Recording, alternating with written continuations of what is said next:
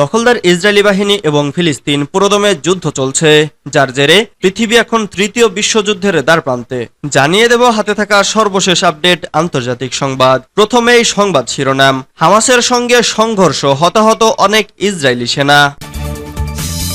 এরপর জানিয়ে দেব ইউক্রেনে যাচ্ছে ইসরায়েলের সমরাস্ত্র, গুরুতর পরিণতির হুমকি রাশিয়ার। এদিকে যে কারণে অবসম্ভাবী হিজবুল্লাহ ইসরায়েল যুদ্ধ।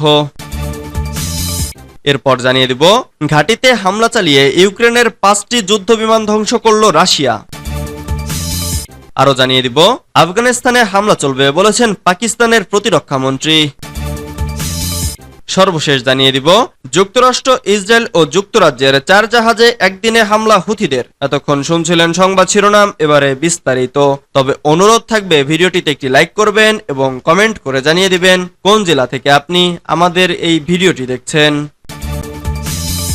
হামাসের সঙ্গে সংঘর্ষ, হতাহত অনেক ইসরায়েলি সেনা। ফিলিস্তিনি প্রতিরোধ আন্দোলন হামাসের সশস্ত্র শাখা আল কাসাম ব্রিগেড জানিয়েছে, গাজার সুজাইয়া এলাকায় ইসরায়েলি বাহিনীর সাথে প্রতিরোধ যোদ্ধাদের ব্যাপক সংঘর্ষ হয়েছে।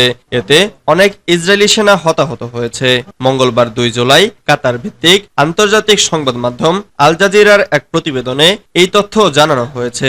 প্রতিবেদনে বলা হয়েছে, ওই সংঘর্ষে ইসরায়েলের 2 মার্কাভা ট্যাঙ্ককে লক্ষ্যবস্তু করে প্রতিরোধ যোদ্ধারা। তারা আল ইয়াসিন 105 রকেট দিয়ে ওই ট্যাঙ্ক দুটিকে উড়িয়ে দেয়। এ সময় কয়েকজন ইসরায়েলি সেনা আহত হয়, এছাড়া আরো কয়েকজন নিহত হয়। সূত্রটি জানিয়েছে, এ ঘটনায় এখনো ইসরায়েলি সামরিক বাহিনী কোনো প্রতিক্রিয়া জানায়নি।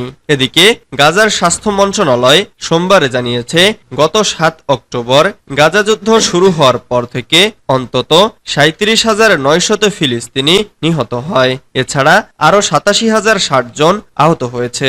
মন্ত্রণালয় আরো জানিয়েছে, গত 24 ঘন্টায় অন্তত 23 ফিলিস্তিনি নিহত হয়েছে। তাদের নিয়ে নিহতের সংখ্যা 37,900 জনে দাঁড়িয়েছে। আল জাজিরা জানিয়েছে, বিধ্বস্ত ভবনগুলোর ধ্বংসস্তূপে চাপা পড়ে থাকা হাজার হাজার অনাবিষ্কৃত লাশের কারণে মৃতের সংখ্যা সম্ভবত আরো অনেক বেশি।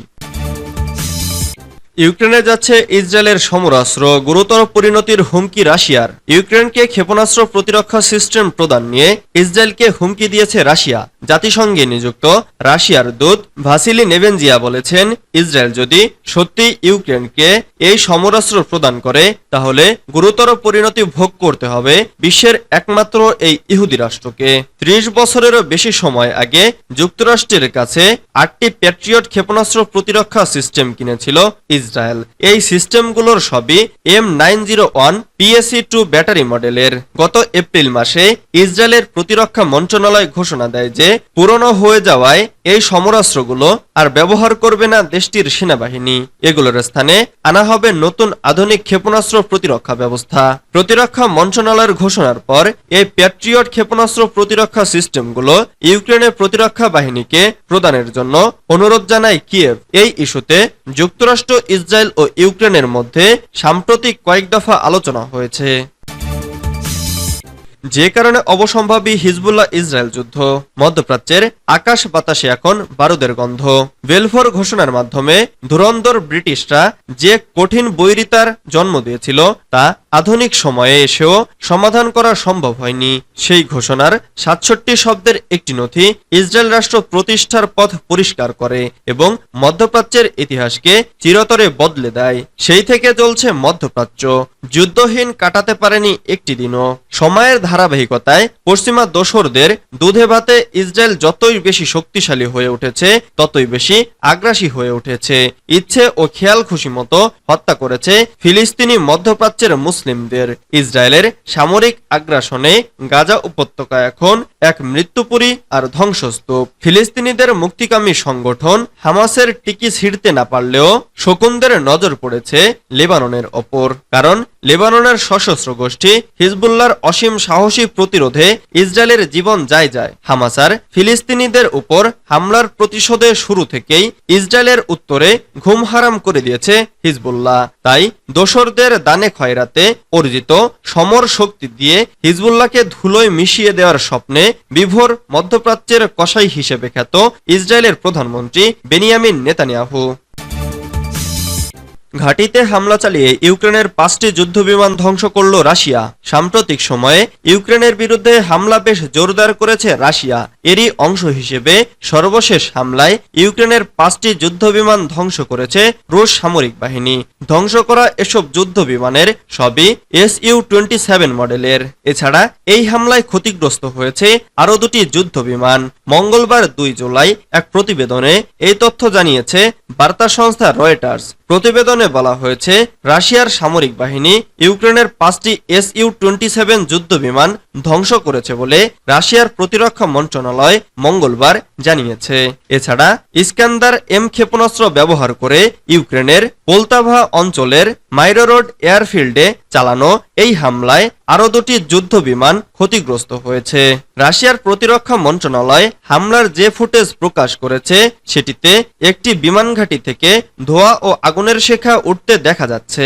মন্ত্রণালয় বলেছে, রাশিয়ান হামলার ফলে Su-27 মডেলের 5টি সক্রিয় বহুমুখী যুদ্ধবিমান ধ্বংস হয়ে গেছে এবং আরও 2টি ক্ষতিগ্রস্ত হয়েছে। আফগানিস্তানে হামলা চলবে বলেছেন পাকিস্তানের প্রতিরক্ষা মন্ত্রী। সন্ত্রাসবাদ দমনের লক্ষ্যে নেওয়া নতুন সামরিক অভিযানের অংশ হিসেবে আফগানিস্তানে হামলা অব্যাহত রাখবে পাকিস্তান। আজ মঙ্গলবার একথা বলেছে পাকিস্তানের প্রতিরক্ষা মন্ত্রী খাজা আসিফ। বিবিসিকে তিনি বলেন, আফগানিস্তান থেকে কিছু সশস্ত্র গোষ্ঠী পাকিস্তানের নিরাপত্তা বাহিনী ও বেসামরিকদের নিশানা করে হামলা চালাচ্ছে। বিমান হামলা চালানো হয়েছে এসব গোষ্ঠীর অবস্থানে। আফগানিস্তানে হামলা চালানো হলেও বিষয়টি এতদিন কোনো জ্যেষ্ঠ পাকিস্তানি কর্মকর্তা স্বীকার করেননি। গত মার্চে শুধু পাকিস্তানি কর্মকর্তারা আফগানিস্তানে একটি হামলার কথা স্বীকার করেন। আফগানিস্তানে এসব হামলার ঘটনার তীব্র নিন্দা ও সমালোচনা করে আসছে তালেবান সরকার। আফগান কর্মকর্তারা এসব হামলাকে দেশটির সার্বভৌমত্বের চরম লঙ্ঘন বলে অভিহিত করেছিলেন। পাকিস্তানের প্রতিরক্ষা মন্ত্রী বিবিসিকে বলেন, এটা ঠিক যে আমরা আফগানিস্তানের অভিযান চালাচ্ছি এবং ভবিষ্যতেও আমরা অভিযান অব্যাহত রাখব। আমরা তাদের সমাদর করতে পারি না। হামলা হলে আমরাও পাল্টা হামলা চালাবো। অন্য একটি দেশে এভাবে হামলা চালানোর বৈধতা নিয়ে শঙ্কাও উড়িয়ে দিয়ে খাজা আসিফ আরো বলেন, পাকিস্তান সম্ভাব্য হামলার বিষয়ে তালেবানকে জানায় না। যুক্তরাষ্ট্র, ইসরায়েল ও যুক্তরাজ্যের 4 জাহাজে একদিনে হামলা হুথিদের। ইসরায়েল, যুক্তরাষ্ট্র ও ব্রিটেনের মালিকানাধীন 4টি জাহাজে একযোগে হামলা চালানোর কথা